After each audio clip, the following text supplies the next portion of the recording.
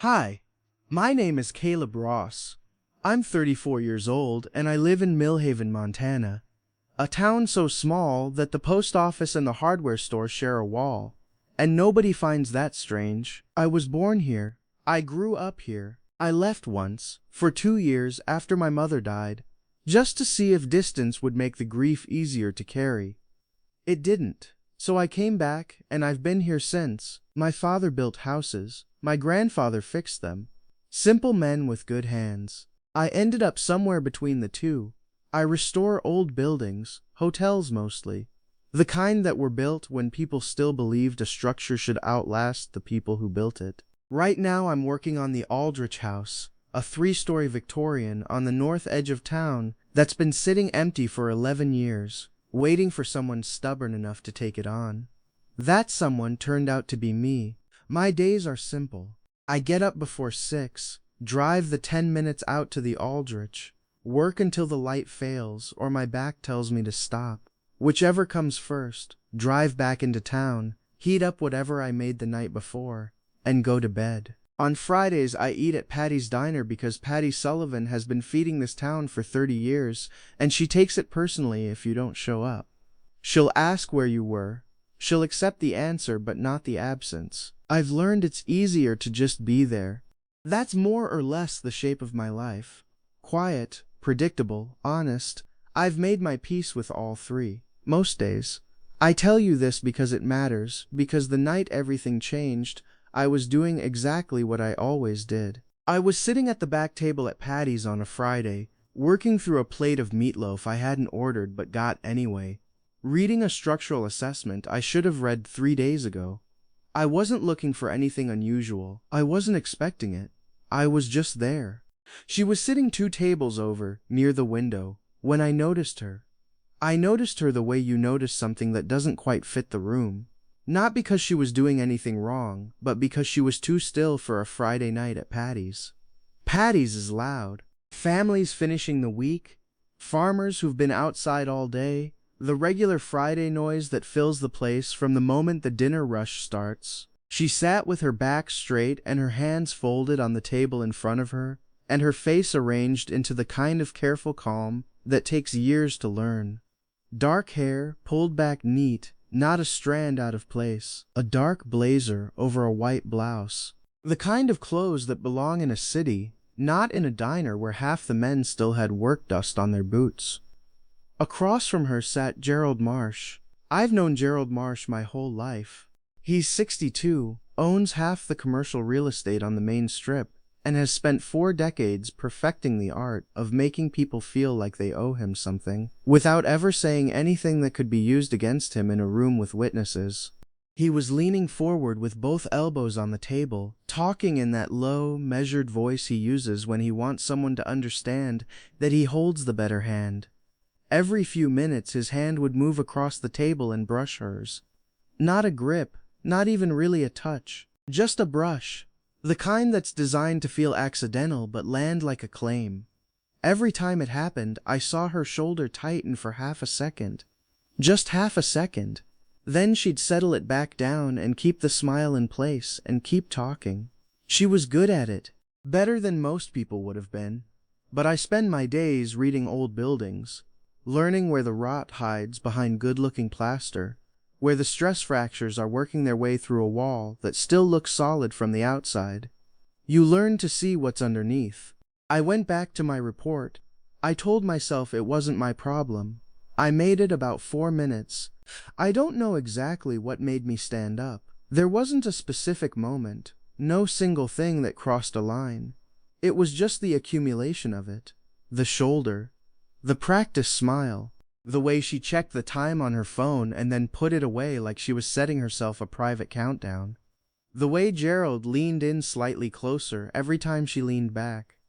I stood up. I walked across the diner. I stopped beside their table and put one hand on the back of her chair, not touching it, just close enough to look like I belonged there. "Sorry I'm late," I said. She looked up. For 1 full second, her eyes were completely blank.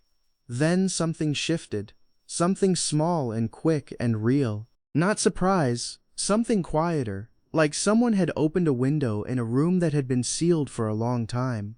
Gerald looked up at me with the flat expression he uses when something isn't going the way he planned.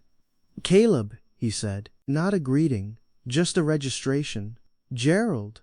I looked at her. "Ready to go when you are." She pushed her chair back and stood.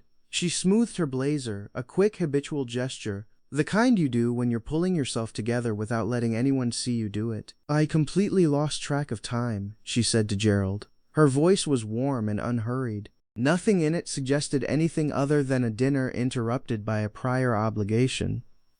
The performance was seamless. Gerald smiled. It didn't reach his eyes. "We'll pick this up another time, Miss Ellison." "Of course," she said pleasantly. And then we walked out. The air outside was cold, that particular April cold in Montana that gets into your collar before you've even made it to the sidewalk. She stopped a few feet from the door and let out a slow breath. It made a small, pale cloud in the dark air. For a moment she just stood there, not looking at me, not looking at anything, just breathing. Then she turned. "Thank you," she said. She said it quietly, like it was something real and not just a reflex. "Gerald can be a lot," I said. "He can." She glanced at me sideways. "You know him well?" "All my life. He once tried to buy my grandfather's land by claiming there was an error in the deed. The error turned out to be something he'd written in himself. My grandfather caught it because he read everything twice." I paused.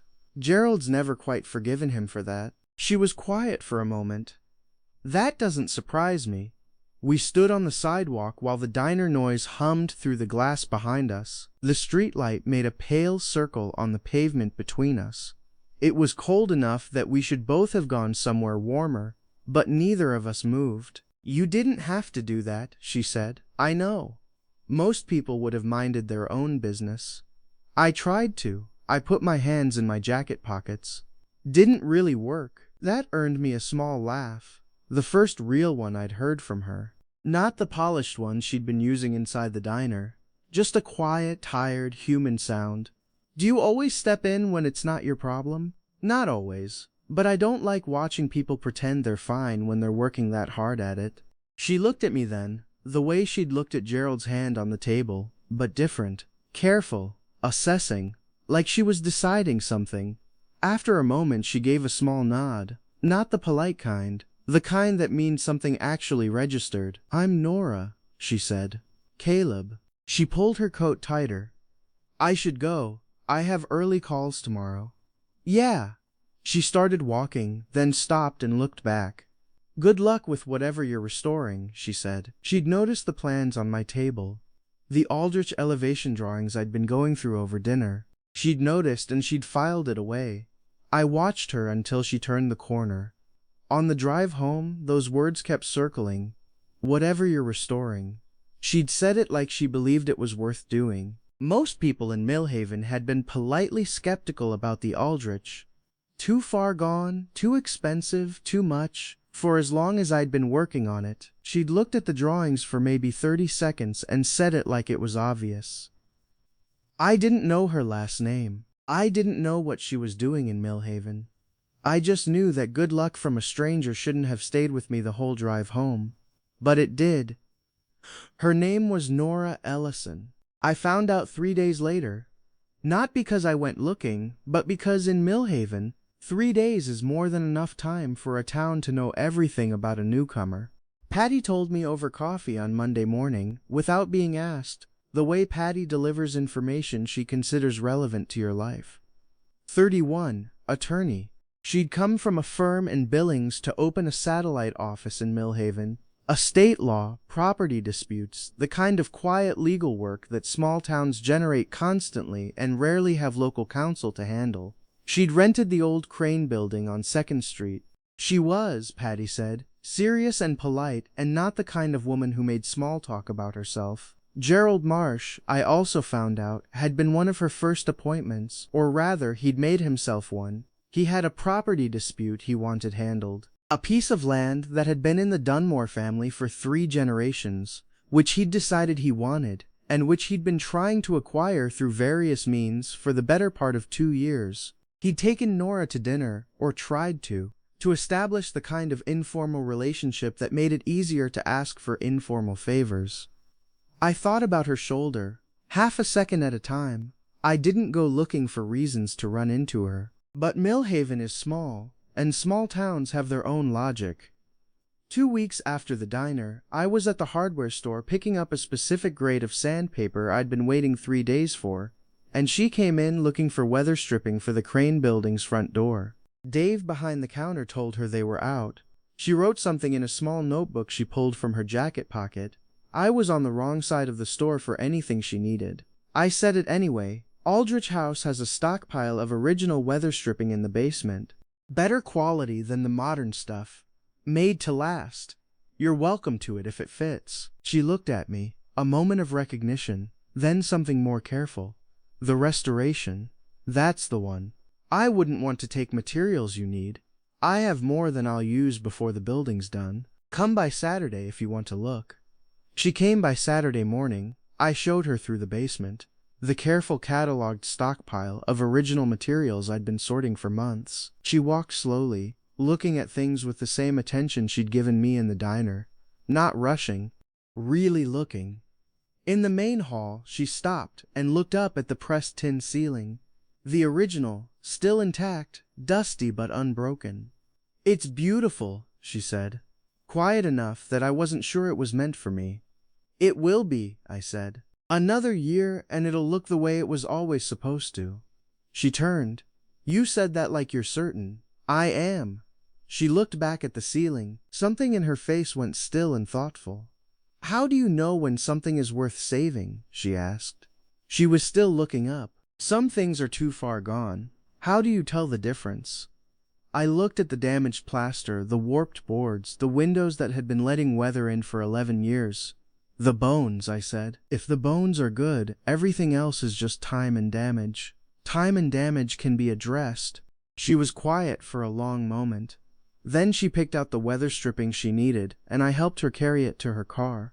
She thanked me. She looked at the front of the Aldrich before she got in. The full facade. 3 stories, the restored porch. And something in her expression was hard to read. Not the careful calm. Something more open. She drove away. I stood in the driveway for a minute. "How do you know when something is worth saving?" She'd asked it about the building.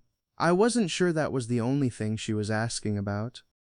After that, things happened the way they happen in small towns. Gradually, without announcement, and in a way that made each step feel obvious only in retrospect. She walked past the Aldrich most mornings on her way to 2nd Street. Sometimes she stopped. Sometimes she didn't. When she stopped, we talked. About the work. About the building's history. About what was underneath each layer we uncovered. She asked the right questions, the kind that told you she'd retained what she heard the last time. I left the front gate unlatched on the days I was working inside. I didn't mention it. She figured it out on her own. One morning in late March, she appeared in the doorway of the 2nd-floor room I was replastering, and asked if she could work from there for a few hours. The Crane Building's heating had failed, and her office was freezing. I said yes. She sat up at the old writing desk I'd restored, and opened her laptop and worked. I worked too. The room was quiet, except for the sound of plaster and the occasional turn of a page. She'd brought coffee in a thermos, and at some point left a mug on the windowsill beside me without saying anything. At noon she closed the laptop. "This is the most focused morning I've had in 3 weeks," she said. "Old buildings do that," I said.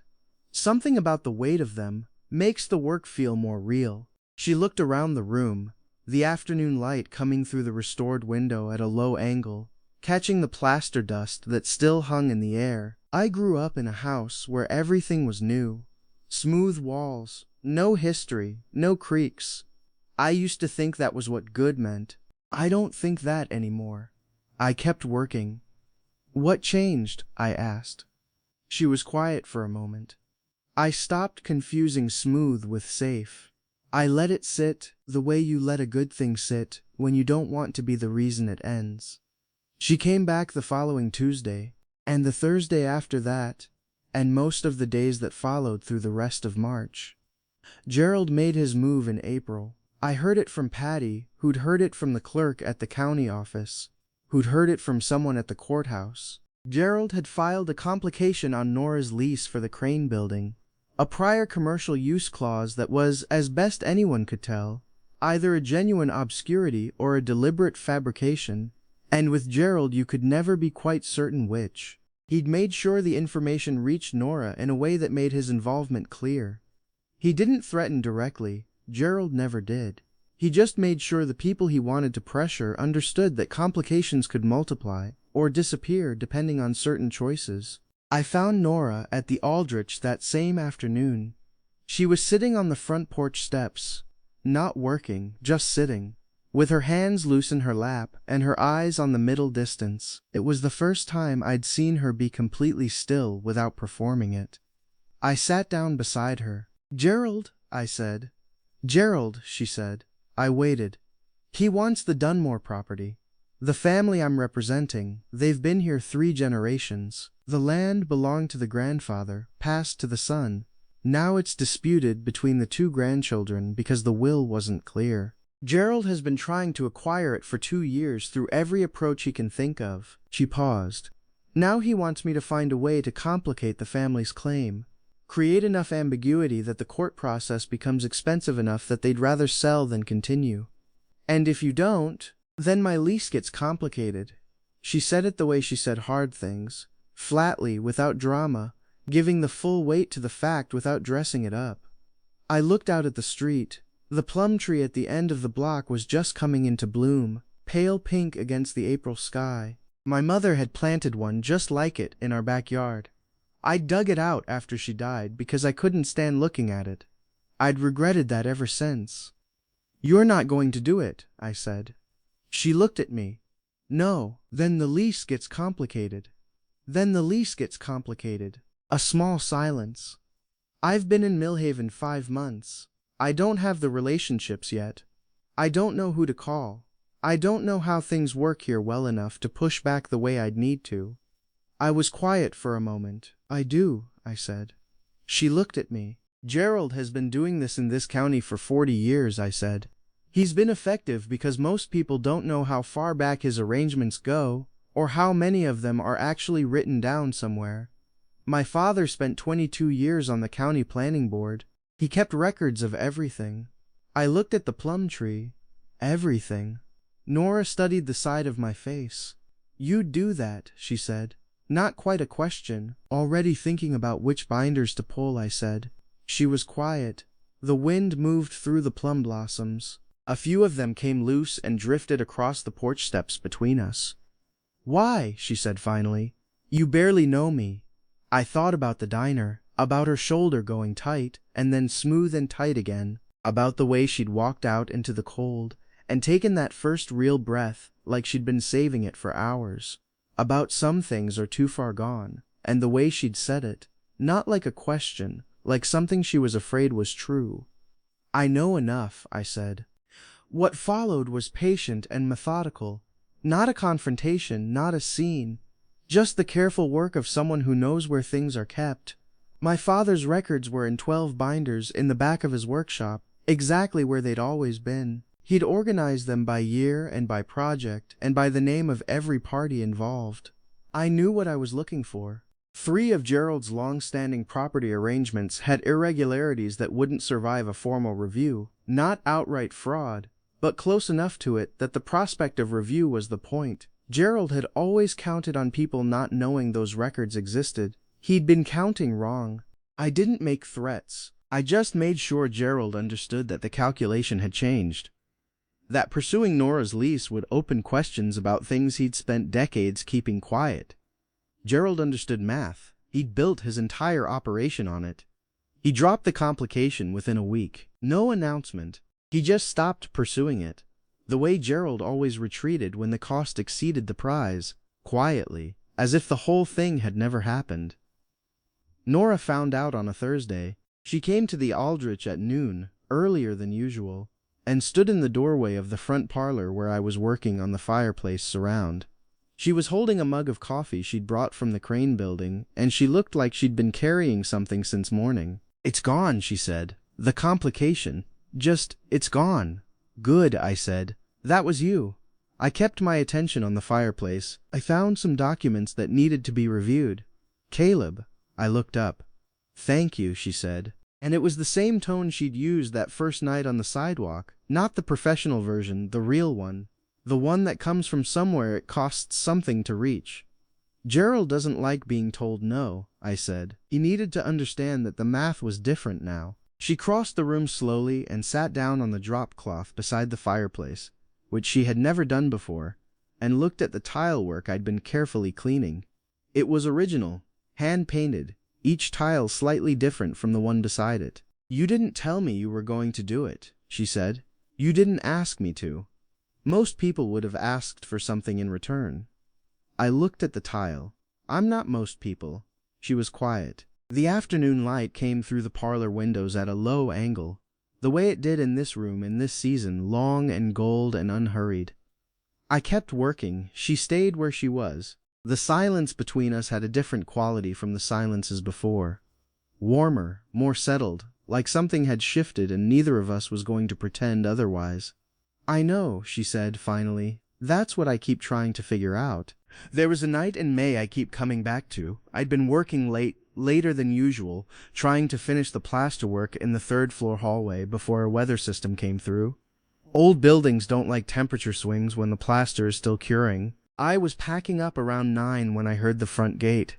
I assumed it was the wind. Then I heard footsteps on the porch. Nora appeared in the front doorway. She was still in her work clothes, blazer, dark trousers, but she had her jacket open and her hair was down, which I hadn't seen before. She'd been working late too.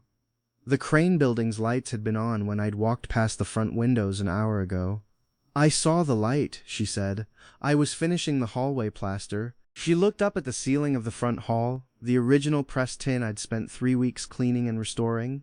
I'd replaced one damaged section in the far corner and matched the pattern as closely as I could. If you didn't know where to look, you couldn't see the join. You can't tell, she said. She meant the repair. That's the point. She came inside, not all the way, just into the hall, and stood looking up at the ceiling the way she'd stood looking at it the very first time she'd come through, like she was checking whether it was still as good as she'd thought. I had a hard day, she said. She said it simply, without asking for anything. Sit down, I said. She sat on the bottom step of the staircase, the restored one, the one that didn't creak anymore. I finished putting my tools away. Neither of us said anything for a while. The house was quiet the way old houses get quiet at night. Not empty, just settled. I keep expecting it to feel wrong, she said. Staying here, I keep expecting to wake up and feel like I made the wrong choice. Do you? No. A pause. That's what's strange. I've made a lot of careful decisions in my life. Researched ones. I planned everything. She was looking at the hall floor, the original pine, refinished. This I didn't plan. I just stayed.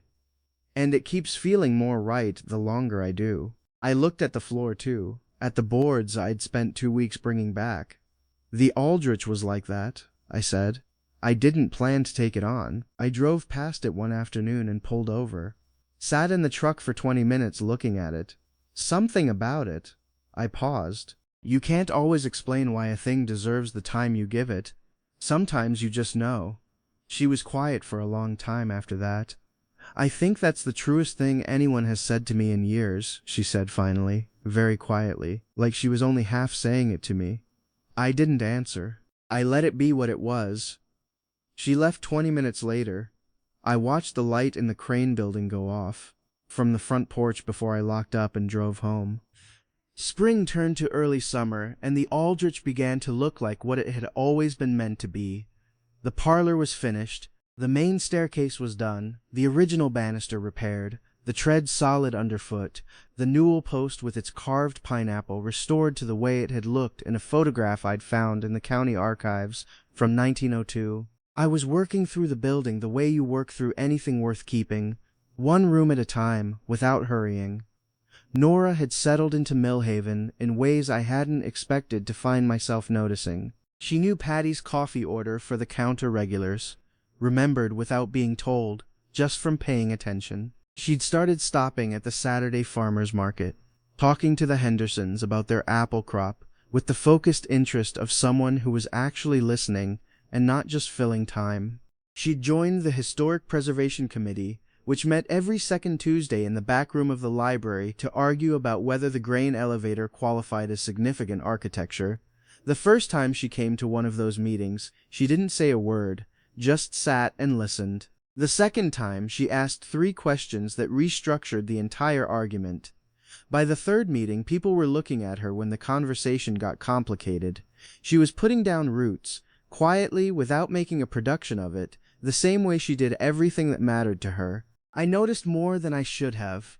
More than was strictly necessary for a man who was just the person restoring the building she liked to work in. I noticed that she read with a pencil in her hand and made small marks in the margins. Questions, not answers. And that she always erased them when she was done, like she didn't want to leave evidence of uncertainty. I noticed that she was harder on herself than she was on anyone else, and that when she made a mistake, she addressed it and moved forward without making anyone watch her process it. I noticed that she stopped going to events where Gerald might appear, not with drama, just quietly rerouting, the way water reroutes around an obstacle. And I noticed that she had started to laugh more easily, in the Aldrich, in the diner, walking back to the Crane building on Tuesday evenings, the real laugh, not the professional one. She still came to the Aldrich, more often now, sometimes to work, sometimes just to walk through and see what had changed. She had opinions she didn't wait to be asked for, which color for the upstairs hall trim, whether the original brass hardware should stay or be replaced with reproductions, whether the kitchen garden gate should swing in or out.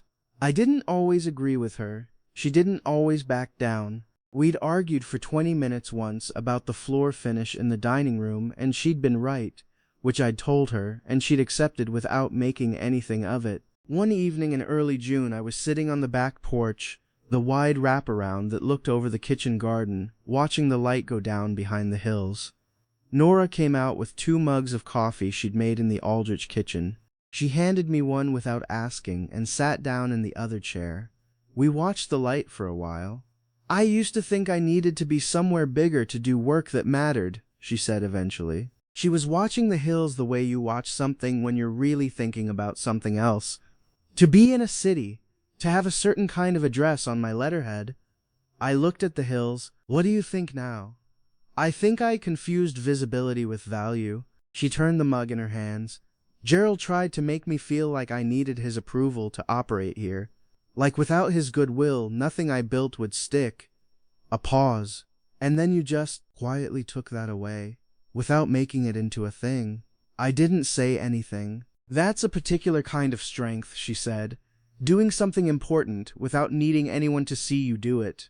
The light was almost gone. The hills were going dark blue at the edges. Below us, the kitchen garden was full of things that had been growing for 11 years without anyone tending them, unruly and alive and entirely unapologetic about it.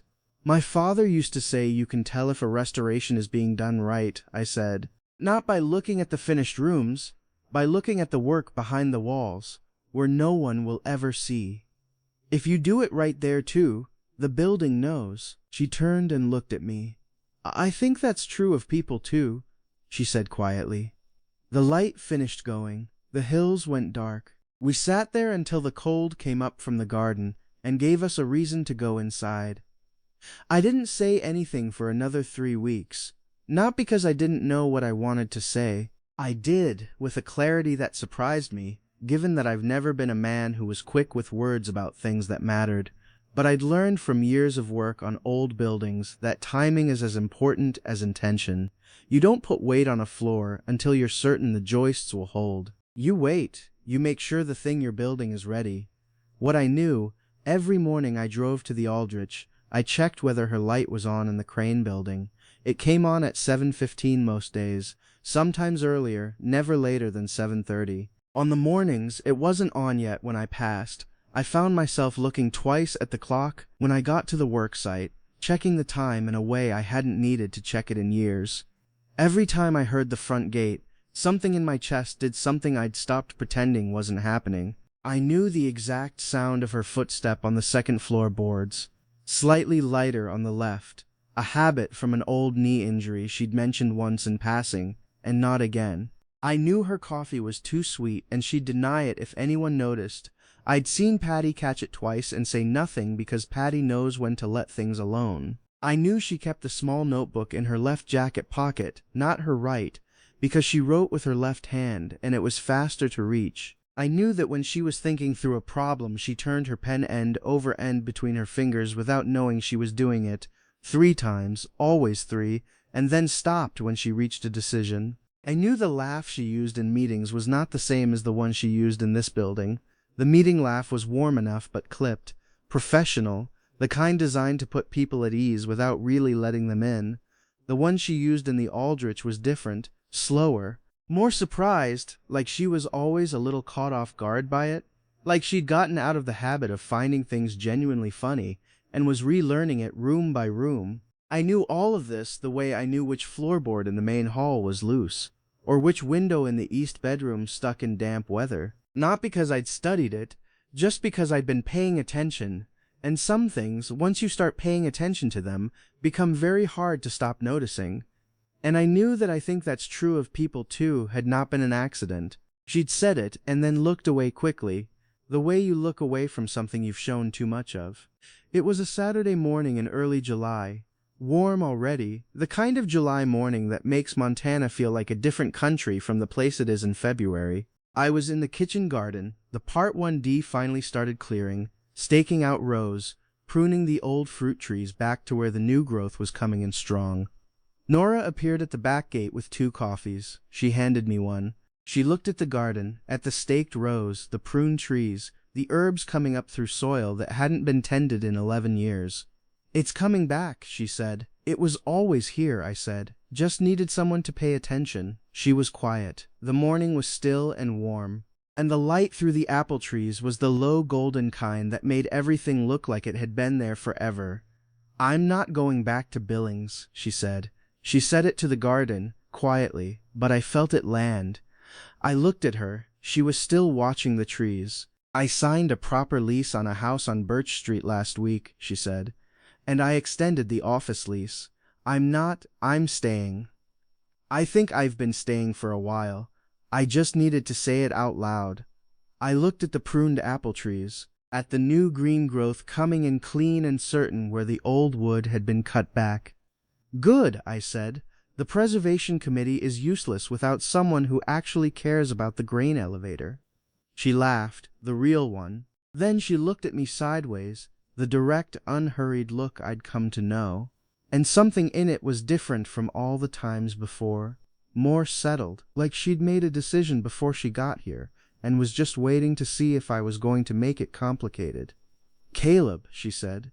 "Yeah, I'm not very good at this," she said. "I'm good at a lot of things. This isn't one of them." I set my coffee down. I turned to face her. "Me neither," I said. She held my eyes for a moment. Then she reached over and took my hand, right there in the garden, with the apple trees and the herbs and the morning light that had nowhere to be but here. Her fingers were cold from the coffee cup. I held on anyway. We stood there for a while. Neither of us said anything. The garden was quiet around us, the particular quiet of a place that's been patient for a long time and has finally stopped having to be. That was 3 months ago. The Aldrich is close to done now, the front room's finished, the staircase gleaming, the garden producing more than I can use. Nora's practice has a reputation in the county now, the kind you earn by doing the work right and quietly, without needing anyone's permission to do it. People come to her. Word travels in small towns, and the word on Nora Ellison is that she's honest and thorough, and doesn't find complications where there aren't any. On Friday nights we eat at Patty's. Nora always orders the soup, and then eats half my meatloaf. Patty watches this with the expression of someone who has been hoping for exactly this for months. Neither of us mentions it. Some things don't need to be said. Last week I found her standing in the front parlor, the finished room, the one with the restored fireplace, and the original tile, and the light coming through the cleaned windows, in the late afternoon, the way it was always meant to. She had her hands in her jacket pockets, and she was just standing there, looking at it the way you look at something you've been waiting to see for a long time. "What are you thinking?" I asked.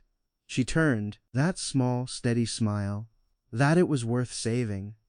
I looked at her. I thought about the diner, about Gerald's hand brushing hers, and her shoulder going tight, and me standing up without a plan, about her walking away into the cold that first night, and me staying on the sidewalk longer than I should have, watching the space where she'd been. "Yeah," I said, "it was."